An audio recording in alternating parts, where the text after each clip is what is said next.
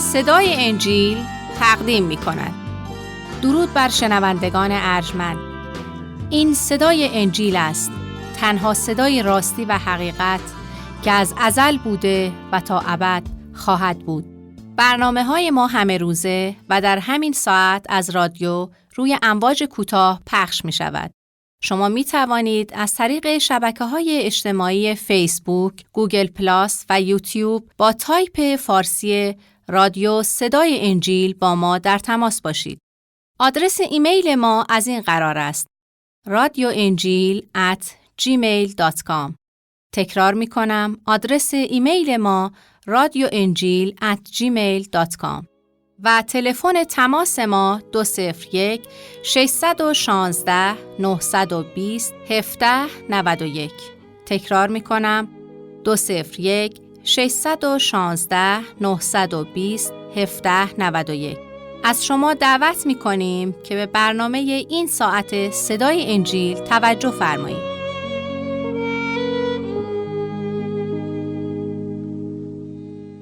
ای خدایی که قادر مطلقی و عظیمی و کریم و رحمان و رحیم، تو را شکر و سپاس میگوییم که بندگان خود را دوست می‌داری و نیازهای ما را برآورده می‌کنی.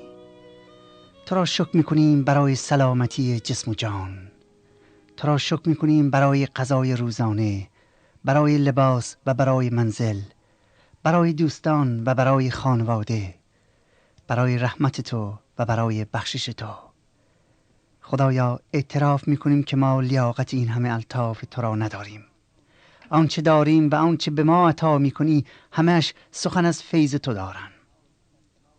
پس بگذار ای خدا که ما نیز در قبال این فیض تو، در قبال این همه لطف تو، خیشتن را تسلیمت کنیم تا تو ما را در طریق راستی و تقوا و در اراده مقدست هدایت فرموده و اجازه بدهی که رضای تو را به جا بیاوریم. این دعا را به نامی آن کس که شایسته و مقدس توست و کلمه آشکار شده تو می باشد، یعنی عیسی مسیح زنده، یگانه منجی بشریت می طلبیم. آمین.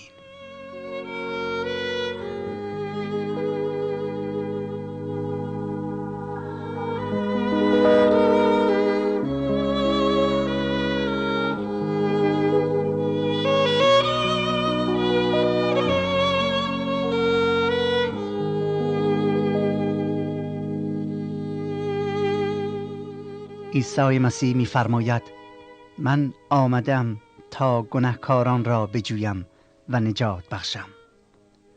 من آمدم تا گناهکاران را بجویم و نجات بخشم. دوستان عزیز و عاشقان خدا، درود ما را بپذیرید. خداوند یکتا با شما باشه و شما را در کارهای نیک و پسندیدش یاری و هدایت فرماید.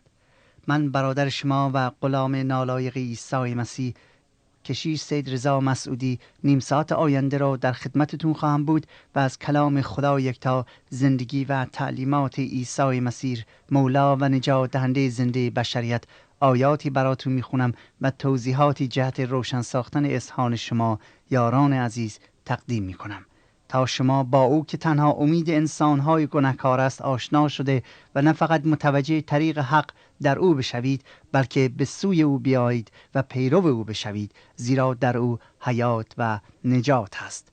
ولی قبل از اینکه به انجیل مقدس مراجعه کنیم، از فرصت میخوام استفاده کنم و شما عزیزانی که توسط نامه با ما مکاتبه نمودید و ما را تشویق میکنید صمیمانه سپاسگزاری کنم و عرض کنم که ما برای نامه‌های شما ارزش بسیاری قائلیم. نامه‌های شما برای ما بسیار عزیز هستند و ما به تمام نامه‌های رسیده پاسخ کتبی می‌دهیم و کتاب‌های درخواستی رو نیز ارسال می‌کنیم. اگرچه مقتضیات زمانی ما را از هم جدا کرده، اما بدانید که شما در قلب و وجود ما هستید و برایتان دعا کرده و خواهیم کرد و امیدواریم که در فیض خداوند زندگی خود را به سر بیاورید. حالا از شما دعوت میکنم که اگر انجیل مقدس رو در اختیار دارید، لطفاً آن را به صفحه 5 یعنی انجیل متی فصل 4 بگشایید تا از آیه 18 یعنی آغاز مأموریت عیسی مسیح مورد مطالعه قرار بدهیم. با تمام کوشش‌هایی که برای روشن شدن مطالب میکنم، مسلماً سوالایی در فکر شما پیش میاد که ما به آنها پاسخ ندادیم. بنابراین ازتون دعوت میکنم که هر وقتی که سوالی یا مطلبی براتون مجهول باقی میمونه و یا در حین خواندن کلام خدا سوالی براتون پیش میاد، مطلبی است که نمیتونید درک کنید، حتما برای ما نامه بنویسید تا به آن جواب بدیم و رفع سوء تفاهم بشه. ما اینجا هستیم تا شما را در امور معنویت یاری بدهیم. آدرس رو در پایان وقت اعلام میکنیم. این برنامه رو از صدای انجیل میشنوید. به کلام خدا گوش کنید. می‌فرماید از آن هنگام عیسی به موعظه کردن شروع کرد و گفت توبه کنید زیرا ملکوت آسمان نزدیک است. از آن هنگام عیسی به موعظه کردن شروع کرد و گفت توبه کنید زیرا ملکوت آسمان نزدیک است. و چون عیسی به کناره دریای جلیل می‌خرامید، دو برادر یعنی شمعون مسمی به پتروس و برادرش اندریاس را دید که دامی در دریا میاندازند، زیرا صیاد بودند. عیسی به ایشان گفت از عقب من آیید، از عقب من آیید تا شما را صیاد مردم گردانم. در ساعت آنها دامها را گذارده از عقب او روانه شدند. و چون از آنجا گذشت، دو برادر دیگر یعنی یعقوب پسر زبدی و برادرش یوحنا را دید که در کشتی با پدر خیش زبدی دامهای خود را اصلاح می کنند. ایشان را نیز دعوت نمود. در حال کشتی و پدر خود را ترک کرده از عقب او روانه شدند. و عیسی در تمام جلیل می گشت و در کنایس ایشان تعلیم داده به بشارت ملکوت خدا موعظه همی می نمود و هر مرض و هر درد قوم را شفا می داد. و اسم او در تمام سوریه شهرت یافت و جمیع مریضانی که به انواع امراض و دردها مبتلا بودند و دیوانگان را و مسرعان و مفلوجان را نزد او آوردند و او ایشان را شفا بخشید. و گروهی بسیار از جلیل و دیکاپولوس و اورشلیم و یهودیه و آن طرف اردن در عقب او روانه شدند. دوستان عزیز، در این چند آیه ملاحظه می‌کنیم که عیسی مسیح نه فقط مأموریت خیش را با پیام آسمانی آغاز می‌کند، بلکه 4 نفر را به عنوان پیرو برمی‌گزیند و سپس مریضان بسیاری را شفا میده و در کنیسه ها به موعظه می‌پردازد. این 4 نفر که بعدها به مقام رسولی و یا حواری مسیح رسیدند عبارت بودند از پتروس و اندریاس که برادر بودند و یعقوب و یوحنا که آنها هم برادر بودند.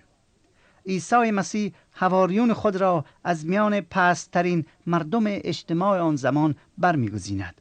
از میان فقیرترین انسان‌ها آنها را انتخاب می‌کنه و آنان را دعوت به پیروی از خودش می‌کنه، تا نه اینکه ثروتمند شوند یا صاحب مقامی گردند، بلکه تا آنان که صیاد ماهی بودند میگوید تا صیاد مردم شوند. میفرماید بیایید از من پیروی کنید تا به شما نشان دهم که چطور جانهای مردم را صید کنید.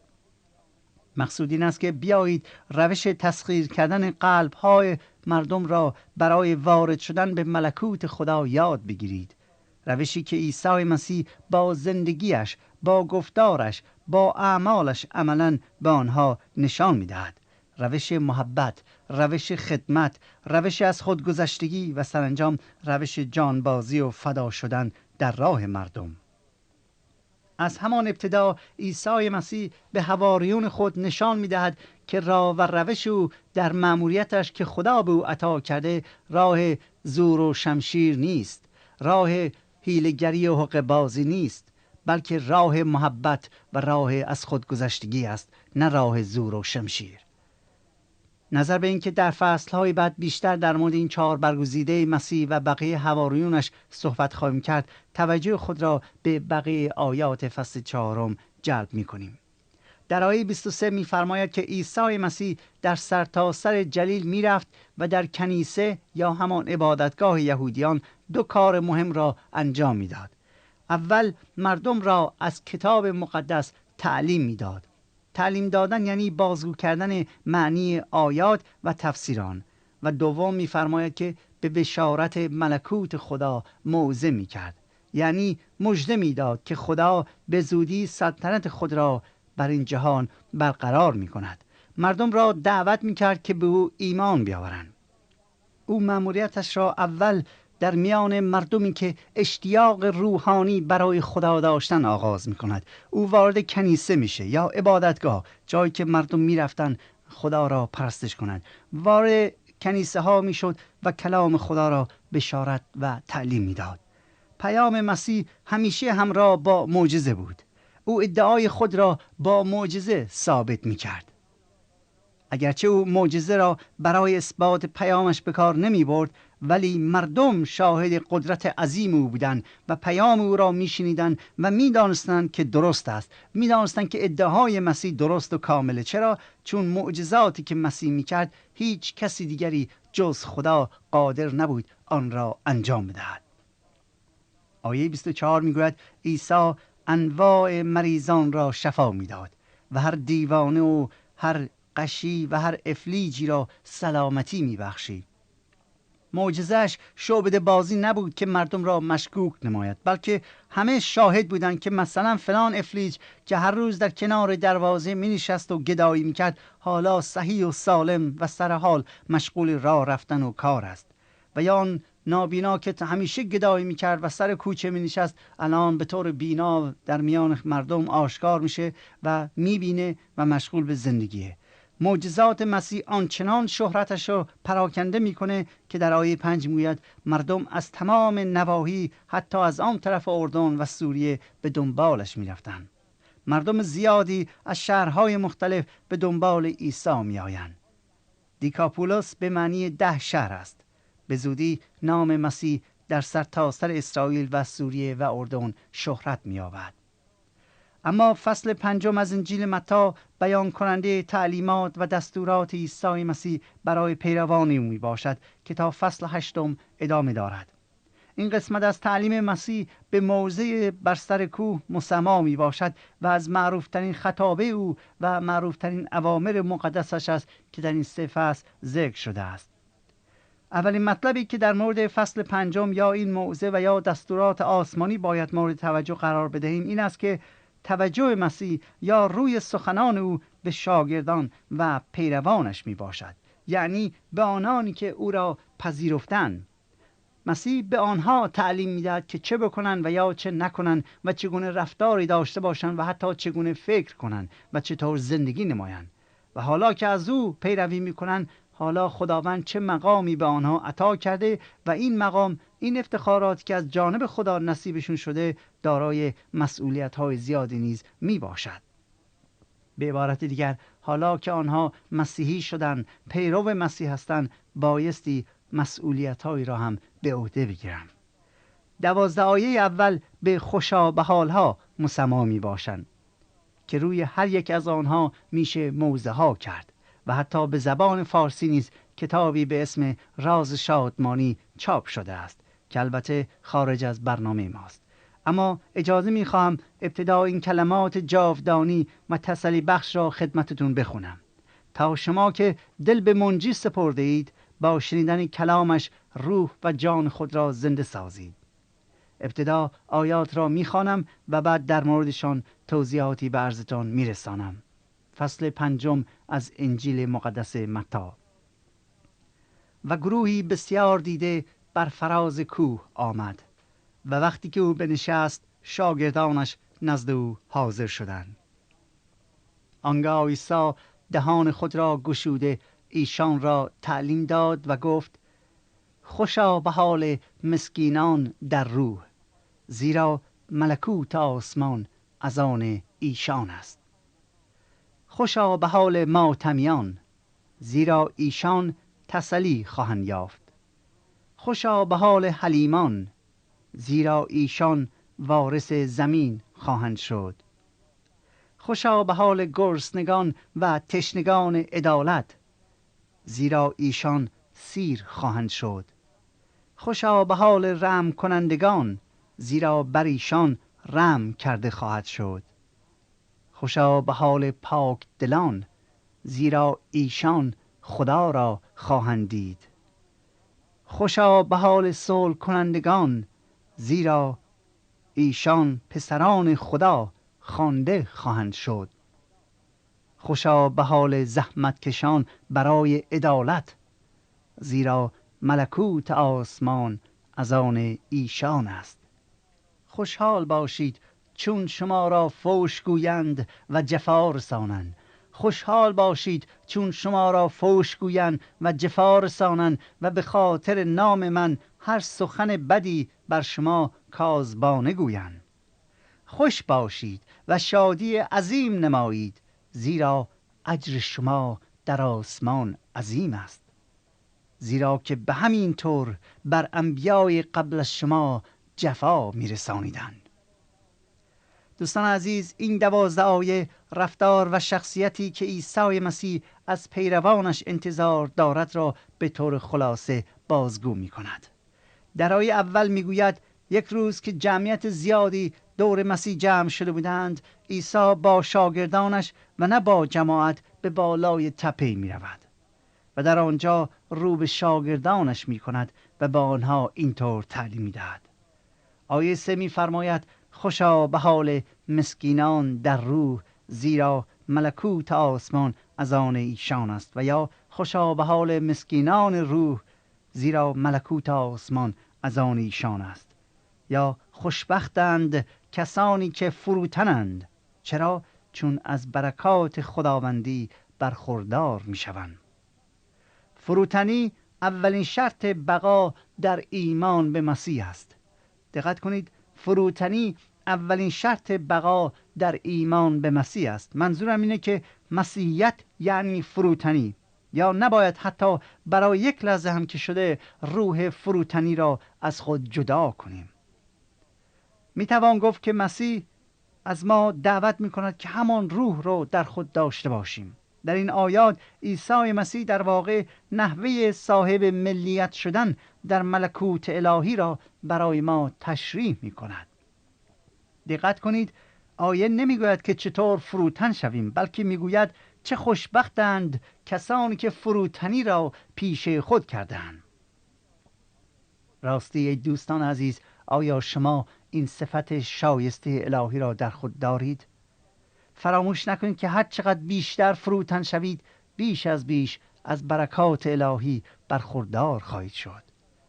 متاسفانه در کشور ما گاه فروتنی را نشان خفت و ضعف شخص می‌دانند و با جمله‌ای که این در شأن تو نیست و یا تو چرا باید خودت را اینقدر پایین بیاوری و یا خودت رو شخصیت مهمی جلوه بده، روحیه غرور را و نه فروتنی در شخص انسان تقویت می‌کند. ولی دوستان، فروتن و خار شدن در روح از نظر خدا ضعف و خفت نیست. ممکن است از نظر دنیا ضعف محسوب بشه، ولی نه از نظر خدا. خدا فروتنان را سرافراز می‌گرداند، اما مغروران را خار خواهد شمرد. دوستان، اگر از نظر روح فقیر هستید، علتش شاید این باشه که از برکات سلطنتی خداوند بهره‌مند نیستید. چون اگر بهره‌مند باشید، روحاً ثروتمند خواهید بود و نه فقط آن، بلکه قادر دیگران را نیز از ثروت آسمانی بهره‌مند سازید. حضرت پولس در رساله دومش به قرنتیان فصل 6 آیه 10 میگوید چون مجهول و اینک معروف، چون در حالت موت و اینک زنده هستیم، چون محزون ولی دائما شادمان، چون فقیر و اینک بسیاری را دولتمند ساختیم، چون بی چیز اما مالک همه چیز. آیه 4 می‌فرماید خوشا به حال ماتمیان، زیرا ایشان تسلی خواهند یافت. اول خوشا به حال فروتنان که در ملکوت آسمانی جای دارند. و آیه 4 الا میگوید خوشا به حال ماتمیان، زیرا ایشان تسلی خواهند یافت. و یا خوشبختند کسانی که ماتم زاده‌اند، غم زده هستند، چون ایشان تسلی می‌یابند. حالا مقصود از این آیه این نیست که ما همیشه غم و غصه بخوریم یا اینکه زندگی برامون تلخ باشه و اتفاقات زندگی ما رو همیشه افسرده و غمگین سازه و به قول معروف لباس عزا شب و روز به تن کنیم. خیر، مقصود از این آیه این است که مردان و زنان خدا ترسی که برای گناهان و فساد جهان ماتم زده هستند و از ظلم و استثمار و خودخواهی انسانها رنج میبرند، از گناهان آدمیان رنج میبرند. آنان را میبینند که در گناه غرق شدند ولی متوجه آن نیستند، آنان که روحاً مرده‌اند ولی خیال میکنند زنده هستند. برای آنان که ماتم میگیرند مقصود از آناست که خداوند به آنها تسلی و شجاعت میدهد، تسلی و شجاعت میدهد که در اطاعت از او وفادار باشند و خدا به آنها اطمینان میدهد که بالاخره در کارهای این عالم، در ظلم و فساد این جهان دخالت کرده و عدالت خود را به آنها نشان خواهد داد. راستی دوستان عزیز، آیا شما برای گناهان و فساد جهان، برای ظلم و استثمار و خودخواهی های انسان ها متأثر هستید و رنجور؟ و یا میگویید چون همه در گناه هستند من هم رنگ آنها میشوم؟ اما مسیح میگوید خوشا به حال کسانی که از دیدن فساد جهان و ظلم و خودخواهی و گناه رنجورند و افسرده هستند، که البته علامت ناخشنودی و مخالفت آنان با شرارت و گناه است. میگوید خوشا به حال آنان، چون خدا روزی را برگزیده که حق را به حقدار برسانه و آن وقت افسردگان به خاطر گناه شادمان خواهند شد و تسلی خواهند یافت. سپس در آیه 5 می‌فرماید خوشا به حال حلیمان، زیرا ایشان وارث زمین خواهند شد. به زبان دیگر عیسی میگوید خوشبختند کسانی که متواضع‌اند. چرا؟ چون آنان مالک تمام جهان میشوند. دوستان عزیز، نزاع و کینه و جنگ و مناقشه و مراجعه به دادگاه همش بر اثر اختلاف در مورد قلمرو و حکومت و حقوق افراد به وجود می آید. نتیجه کشمکش عبارت است از غم و غصه و ناراحتی و در غالب اوقات یک زندگی توأم با تلخی و تنفر. حالا عیسی به شاگردانش روش دیگری را می‌دهد و یا راه حل بهتر و کاملتری را عطا می‌کند. در واقع او خاطر نشان می‌سازد که انسان باید بداند این جهان متعلق به خود او نیست، بلکه به خدا تعلق داره و به تمام بنی نوع بشر، از جمله به خود ما نیز تعلق داره، اما مختص به من و شما نیست. به علاوه به ما وعده داده شده است که بعد از پایان این زندگی و تمام بی‌عدالتی‌ها و به طور قطع تمام شرارت‌هایی که در دنیا هست، اینا همه تمام میشه و آن وقت اگر در او باشیم خوشحالی واقعی نصیبمان میشه. خوشحالی واقعی نصیب کسانی است که فروتن هستند و در دنیای فعلی ادعایی ندارند. خوشحالی واقعی نصیب کسانی است که فروتن هستند، کوتاه میان و در این دنیای فعلی ادعایی نمی‌کنند، زیرا ایمان دارند که خدا هر چه لازم باشد بالاخره به آنها میدهد. حضرت ابراهیم فقط به خدا و به وطن واقعی و سماوی خود نظر داشت و در حقیقت اینه که او در روی زمین خود را مانند مسافری میدید که از این جهان به زودی رخت میبندد و به عالم دیگر میرود. او هیچ چیزی از این دنیا به خود تعلق نداد، از آن خود نکرد. مطلب دیگری که در اینجا لازم است یادآور شود اینه که انسان به خودی خود فروتن و متواضع نیست و نمیتواند هم با قدرت و تلاش خودش فروتنی و تواضع را پیشه خودش کنه، زیرا ذاتاً آدمی مغرور است، ذاتاً خودخواهه. کلام خدا میگوید که صفت شایسته فروتنی و تواضع از ثمرات روح القدس است، یعنی در نتیجه فعالیت روح الهی در وجود انسان هاست که فروتنی و تواضع به بار می آید. به طوری که در رساله به غلاطیان فصل 5 می‌خوانیم لیکن ثمره روح محبت، خوشی، سلامتی و نیکویی و تواضع و فروتنی است. این صفات شایسته است که خدای تعالی از ما انتظار دارد که در خودمون داشته باشیم و تنها موقعی میتوانیم آن را به دست بیاوریم که روح القدس در ما جای داشته باشد. و کلام خدا میگوید هر کسی که به عیسی مسیح ایمان آورد روح القدس را مییابد. پس راه به دست آوردن آن تسلیم شدن به عیسی و پیروی کردن از او میباشد. مسیح نه فقط مسکینان در روح و ماتمیان عدالت و حلیمان را خوشبخت می‌خوانه، بلکه گرسنگان و تشنگان عدالت را افرادی خوشبخت و سعادتمند می‌داند. در آیه 6 میگوید که خوشا به حال آنانی که اشتیاق عدالت را دارند، مشتاق عدالتند. چرا؟ زیرا به آرزوی خود میرسند. می‌فرماید همه کسانی که در جستجوی خدا و نیکی مطلق هستند روزی در جهان آینده خدا را خواهند دید، چون او نیکی مطلق است. در حضور خدا خواهند بود و آنگاه به آرزوی خود رسیده بر روحن سیر خواهند شد. راستی دوستان، آیا آتش اشتیاق به وصال خدا در شما هست؟ آیا تشنه عدالت هستید؟ به او نگاه کنید که او شما را ناامید نخواهد کرد. سپس در ادامه گفتارش در آیه 7 عیسی توجه رحم کنندگان را به خود جلب کرده و آنان را تشویق به ادامه رحم کردن ممتد نموده و میگوید خوشا به حال شما اگر رحم میکنید. چرا؟ چون شما رحمت خدا را خواهید دید. در واقع میفرماید خدا رحمان و رحیم است. پس شما که پیرو او هستید باید نسبت به دیگران پر از رحم و شفقت باشید. چرا؟ چون شما از خدا رحمت و بخشش را یافته و میابید. پس آنچه از خدا یافته اید را با دیگران شریک سازید.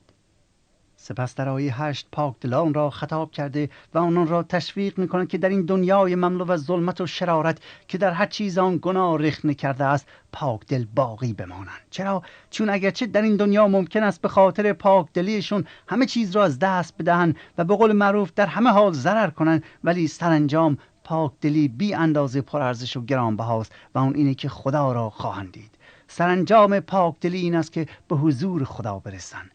یعنی اگر در دل ما کوچکترین خطا و گناه باشه دوستان، هرگز قادر نخواهیم بود در ملکوت الهی ساکن شویم، چون تاریکی را با روشنایی و گناه با قدوسیت را هیچ مشارکتی نیست. مسیح میگوید اگر میخواهید خدا را بیابید با او باشید، باید دلتون پاک باشه. و در آیه آخر میگوید خوشا به حال صلح کنندگان، خوشا به حال آنان که برای برقراری صلح تلاش میکنند، زیرا فرزندان خدا خوانده خواهند شد. خوشبخت کسانی هستند که در تلاش صلح هستند، که خلق خوی خدا را پیروی میکنند. این آیه تعلیم میدهد که خدا خدای صلح و آرامش است، نه خدای جنگ، و آن که به اسم خدا هر که جنگ را به وجود میآورد از خدا شناسی هیچ چیزی نمیداند. خدا یارتان باد. آنچه شنیدید برنامه‌ای بود از رادیو صدای انجیل. خوشحال می‌شویم که با ما مکاتبه کنید و از نشریات و ادبیات ما استفاده نمایید و از طریق شبکه‌های اجتماعی فیسبوک، گوگل پلاس و یوتیوب با تایپ فارسی رادیو صدای انجیل همراه ما باشید. همچنین از طریق تلفن و ایمیل نیز می توانید با ما تماس بگیرید. آدرس ایمیل ما از این قرار است: radioenjil@gmail.com. تکرار می کنم، ایمیل ما radioenjil@gmail.com و تلفن ما 201 616 920 1791. تکرار می کنم، 201 616 920 1791. تا برنامه دیگر و روز دیگر، خدای یکتا و مسیح زنده با شما باشد. ماراناتا، یعنی خداوند به زودی برمیگردد. آمین.